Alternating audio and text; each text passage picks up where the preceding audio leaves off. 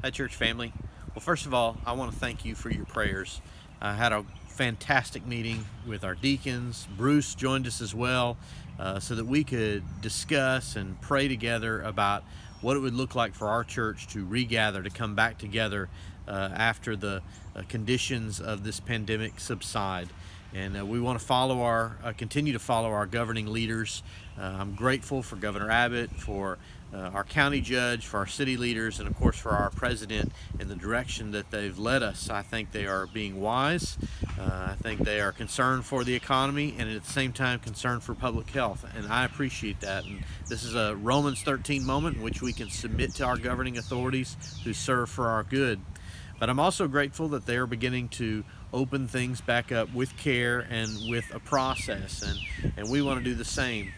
I know many of you are eager to get back together, and I am too. I would love to be able to get back together this Sunday, but we want to show extended caution during the season. We want to see how phase 1 and phase 2 continue to help suppress the virus and make sure that when we gather together, we do it joyfully. One of the things I do not want is when we come back together for us to all be anxious and nervous to be around each other. That's not a worshipful experience. We want to come back together with joy and celebration.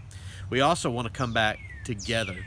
At least 40% of our congregation fits in that at-risk demographic. They're either over the age of 65, they've had some disease, some conditions in the past that make them very susceptible, and meeting back together and leaving 40% of our church behind is not being together. So we want to wait and show some more discretion before we gather.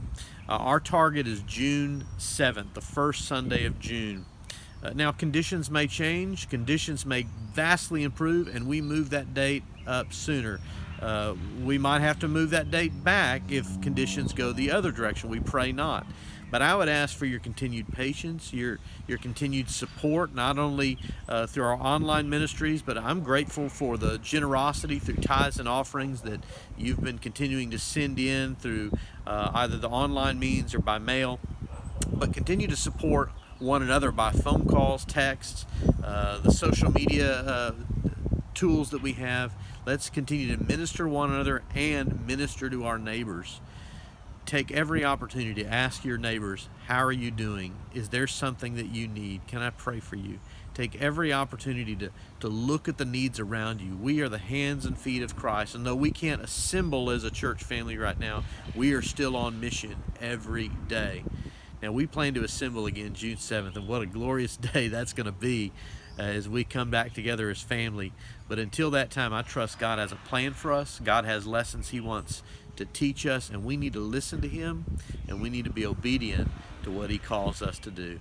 I love you, and I'm praying for you, and if there's anything that I can do to serve you, please don't hesitate to call me or email, reach out in some way so that we can better serve you. God bless you. I love you.